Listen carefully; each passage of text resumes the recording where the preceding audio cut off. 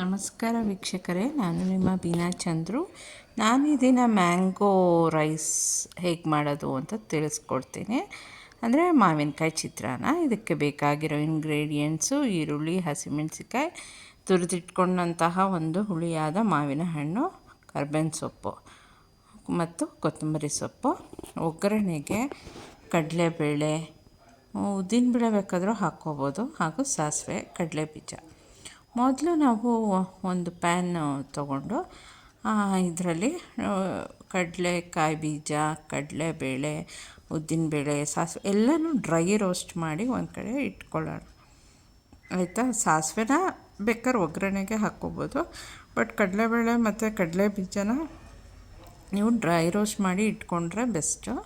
ಯಾಕಂದರೆ ಅದು ಕ್ರಿಸ್ಪಿ ಇರುತ್ತೆ. ಎಣ್ಣೆಲಿ ಹಾಕ್ಬಿಟ್ರೆ ಅದು ತಿನ್ನುವಾಗ ಅಷ್ಟು ಕ್ರಿಸ್ಪಿಯಾಗಿರಲ್ಲ ಅಂತ ನಾನು ಈ ರೀತಿ ಮಾಡ್ತಾಯಿದ್ದೀನಿ. ಓಕೆ, ಇವಾಗ ಇವನ್ನೆಲ್ಲ ಡ್ರೈ ರೋಸ್ಟ್ ಮಾಡಿ ಸ್ವಲ್ಪ 2-3 ನಿಮಿಷ ಡ್ರೈ ರೋಸ್ಟ್ ಮಾಡಿ ಇಟ್ಕೊತಾ ಇದ್ದೀನಿ. ಇವಾಗೆಲ್ಲ ಚೆನ್ನಾಗಿ ರೋಸ್ಟ್ ಆಗಿದೆ. ಇದನ್ನು ಒಂದು ಕಡೆ ಇಟ್ಕೊಳ್ಳೋಣ. ಈಗ ಮತ್ತೆ ಅದೇ ಬಾಣಲಿಗೆ ಎಣ್ಣೆ ಹಾಕಬೇಕು. ಎಣ್ಣೆ ಸ್ವಲ್ಪ ಮುಂದಾಗೆ ಹಾಕ್ಕೊಂಡ್ರೆ ಚೆನ್ನಾಗಿರುತ್ತೆ. ನಾನು ಎಣ್ಣೆ ಸ್ವಲ್ಪ ಯಾವಾಗಲೂ ಕಮ್ಮಿನೇ ಯೂಸ್ ಮಾಡೋದು. ಇವಾಗ ಎಣ್ಣೆ ಹಾಕ್ಕೊಂಡು ಇದಕ್ಕೆ ಈರುಳ್ಳಿನ ಹಾಕ್ಕೋಬೇಕು, ಕರ್ಬೇವಿನ ಸೊಪ್ಪು ಹಾಕ್ಕೋಬೇಕು, ಹಾಗೂ ಮೆಣಸಿನ್ಕಾಯಿ, ಮತ್ತು ಏನು ನಾವು ತುರಿದಿಟ್ಕೊಂಡಿದ್ದೀವಲ್ಲ ಮಾವಿನಕಾಯಿದು, ಆ ತುರಿನ ಸಹ ಇಲ್ಲಿಗೆ ಸೇರಿಸಿ ಚೆನ್ನಾಗಿ ಫ್ರೈ ಮಾಡ್ಕೋಬೇಕು. ಇವಾಗ ಎಲ್ಲನೂ ಹಾಕ್ಕೊಂಡಿದ್ದೀನಿ. ಇವಾಗ ಮಾವಿನ ತುರಿನೂ ಹಾಕ್ಕೊಬೇಕು. ಈಗ ಇದಿಷ್ಟು ಒಂದು ಸಲ ಫ್ರೈ ಮಾಡ್ಕೊಳ್ಳೋಣ.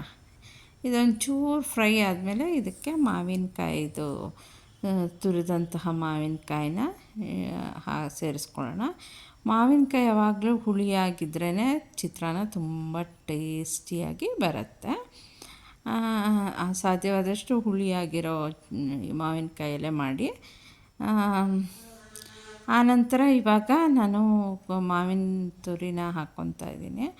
ಇದಕ್ಕೆ ತೆಂಗಿನಕಾಯಿ ತುರಿನೂ ಆ್ಯಡ್ ಮಾಡ್ಕೋಬಹುದು. ಕೊತ್ತಂಬರಿ ಸೊಪ್ಪು ಎಲ್ಲನೂ ಹಾಕ್ಕೊಂಡು ಚೆನ್ನಾಗಿ ಫ್ರೈ ಮಾಡ್ಕೊಳ್ಳೋಣ. ಈಗ ಎಲ್ಲನೂ ಸೇರಿಸ್ಕೊಂಡೆ ಇದನ್ನು ಫ್ರೈ ಮಾಡ್ಕೊತಾ ಇದ್ದೀನಿ. ನಾವು ಈಗಲೇ ಕಡಲೆ ಬೀಜ ಎಲ್ಲ ಹಾಕ್ಕೊಂಬಿಟ್ರೆ ಅದು ಕ್ರಿಸ್ಪಿನೆಸ್ ಹೋಗುತ್ತೆ ಅಂತ ಸ್ವಲ್ಪ ಲೇಟಾಗಿ ಹಾಕ್ಕೊತೀನಿ. ಇದಕ್ಕೆ ಅಗತ್ಯ ಇರೋಷ್ಟು ಉಪ್ಪನ್ನ ಹಾಕ್ಕೊತಾ ಇದ್ದೀನಿ. ಆನಂತರ ಇದಕ್ಕೆ ಅರಿಶಿನ, ಯೆಲ್ಲೋ ಕಲರ್ ಬರಬೇಕಲ್ವ ಚಿತ್ರಾನ್ನ, ಅದಕ್ಕೆ ನಾನು ಅರಿಶಿನ ಪುಡಿನ ಹಾಕ್ಕೊತಾ ಇದ್ದೀನಿ. ಇದನ್ನು ಹಾಕ್ಕೊಂಡು ಚೆನ್ನಾಗಿ ಫ್ರೈ ಮಾಡ್ಕೊಳ್ಳೋಣ. ಇನ್ನೊಂದು 2-3 ನಿಮಿಷ ಎಲ್ಲ ಚೆನ್ನಾಗಿ ಸಾಫ್ಟ್ ಆಗಬೇಕು ಮಾವಿನಕಾಯಿ, ಅದರಿಂದ ಹುಳಿ ಬಿಟ್ಕೋಬೇಕು.